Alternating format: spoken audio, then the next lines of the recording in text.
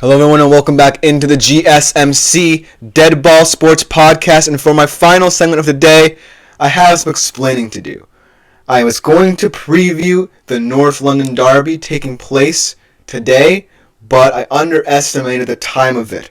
It started at 3, kind of in the middle of my show, so I could have said, throw caution to the wind and let me preview the game for all my Spurs fans, but I'm sorry to all you Spurs fans who are anticipating this. I'm sorry for misleading you in my short, but I do have to preview another big Premier League game taking place this weekend involving Arsenal, but against a team in Aston Villa who I feel like also have a lot of questions surrounding them at this point. But I can tell you, if you are willing to follow my segment but want updates on the North London Derby, that at the half, after 25th minute Son Heung-min goal, for the break, Dominic Solanke own goal and a Leandro Trossard strike has put Arsenal 2-1 up at the break there.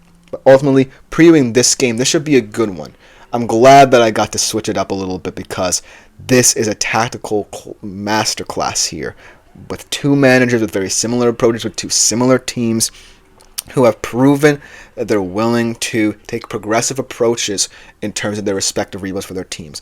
With Mikel Arteta over the past few years at Arsenal, and for Unai Emery, someone who has proven that with every team he has gone to, he gets results, both domestically and in the cup competitions. But ultimately, this game should be exciting, and also something of note, Aston Villa playing as well with a 1-0 lead off of a Ollie Watkins goal against Everton in the 73rd minute. So, as you can see, both of these teams staying and maintaining in good form. But let's talk about ultimately how these two teams will match up, because this is a very interesting game.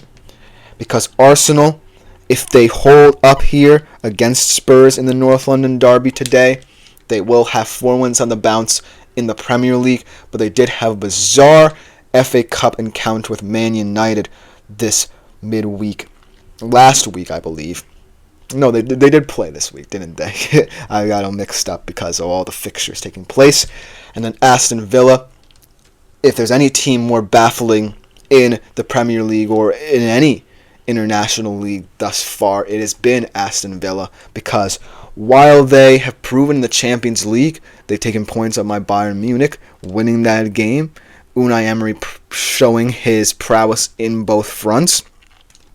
They have had some baffling results that see them sit 8th in the Premier League. That might just be down to all these surprise teams such as Bournemouth, Fulham, Forest taking their places amongst the top 6. But ultimately, Aston Villa is still a team that could give Arsenal a fight in the Premier League this weekend. But in terms of the last result, we have to go all the way back to, I believe, match week 2, with a 2-0 result going in Arsenal's favor, with Leandro Trossard and Partey being the goal scorers there. But in terms of how this game could play out and what it would mean for both teams, I really think that it's going to come down to which manager is going to be a little bit more ambitious. And in terms of the transfer window, which we're in right now, it seems like Villa's making a lot of ambitious moves. And while I do like Daniel Mullins, a player coming over from Borussia Dortmund and who could be able to play in this weekend's game, I don't necessarily think he fills an area of need. I think Villa is very loaded in terms of their winger and attacking depth. But ultimately, if they feel like Daniel Malen can add an interesting aspect of dynamism to their front lines, then by all means, this could be a good signing for them. But I still think that with John Duran, Ollie Watkins, Morgan Rogers having a great start to his season, all of those players, not just in the wing, but up front, I do think this Daniel Mullins signing is a bit puzzling, and I don't know how he'll fit in to the squad if he should play on Saturday. But let's go over to Arsenal here, because this team feels like they're still going to be in title contention, and if they win today, they would move above Forest into second and 4 points behind league leaders Liverpool. So it just goes to show that you have to stay consistent to even maintain a pace with your fellow title contenders. And Arsenal has proven in the past couple of seasons they can keep that pace to a certain point, but have come kind of falling down. But this is a different race because it's a little bit more open than last year.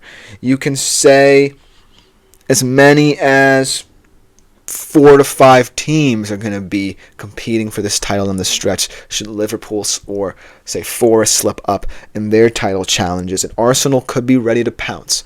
And they certainly have the good form right now to do it. But then there are performances, and yes, it doesn't necessarily matter because it's a cup competition, like the FA Cup game in the third round against United, where I feel like Arteta invested too much in that one just to beat a rival and move on in the FA Cup rather than focus on the task at hand and really challenging Liverpool in the title race. And so while it's paying dividends right now at the half against Spurs, you have to wonder why Mikel Arteta tinkers a little too much with this team, because that's the only thing I see holding back Arsenal in this title challenge. It is Mikel Arteta, a Pep Guardiola protege, mind you, going to overthink a little too much a la Pep Guardiola. And so that's why I bring up the FA Cup third round tie, because you had players who are in your starting roster for much of your Premier League games. William Saliba, Kai Havertz some of the time, and Gabriel Jesus, I believe, played in this game as well. So people who you really rely upon in your title challenge. And you play them and they play horrendously. And I know that it doesn't necessarily translate to Premier League success, the FA Cup, but it does translate in terms of who you play. Because, yes, Arsenal have proven they can be a deep team, but ultimately, when these players have bad performances, you start to wonder why they even played at all in these situations. And so, looking at this lineup here, just looking at it because I don't even know who these teams played, you have the same players in certain positions. Havertz up top. You did decide to bench a couple players, say in terms of your left back, Lewis Skelly playing today. Rice, Partey, and Odegaard, though, remain in your midfield. And your front three, you're not their strongest front three, obviously, because I believe Saka's still out with that injury. But still, Havertz haven't played in that midweek game as well. And so, you have to start to wonder, if you're Arsenal, do you, in certain competitions, risk going out there to invest in winning the Premier League this year? Or if you're Arteta, just say, I'm going to play my best players no matter when, no matter what competition it is. And say, you have to deal with it if you're the pundits. Because that feels like that's his plan. And I know I'm going to have to address Villa at some point, but Arsenal, the ball is in their court with all of these games, not just this Villa game. The ball is in their court in terms of how they determine their Premier League fate. And I would say, if I'm an Arsenal fan, yeah, you're still in the Champions League. Yeah, it's a nicer trophy to have in your cabinet, but the Premier League is one that you really have coveted these past couple of years, haven't won since your invincible season. So you're really going to have to walk that fine line if you're Mikel Arteta and his squad, for that matter, in terms of deciding whether or not you're investing into one thing or going all out on all fronts, because that's what he showed against Man United in midweek. And then if you're Aston Villa, I don't necessarily think you're panicking right now in the league. If you look at the league table, things can go your way. It's just that all of these teams are overperforming. And I've seen a lot of Villa games for some reason this season, even though I'm not a Villa fan. And I see a team under Unai Emery that really, on any given day, can perform like one of the best in not just England, but the world. They've proven it as Champions League participants this season as well, taking results off top teams across different nations. And so, if you're Aston Villa, I would say you take this Arsenal game seriously, but if you're Unai Emery, you really tinker with your depth as well. Because I feel like the Premier League table will not look like this in the upcoming months, because I see the Bournemouths and Fulham slipping up and not maintaining their consistency, and that will fall into your hands if you're Aston Villa. But then again, I think that Aston Villa are a sneaky dark horse contender in the Champions League as well. I think a lot of England's teams are going to perform well in the Champions League this year. And so, if you're Unai Emery, that's the thing. This has happened before in your career with a lot of clubs just like Villa, who haven't smelled European success in quite some time. But this is the first time with Villa that you're performing on both fronts.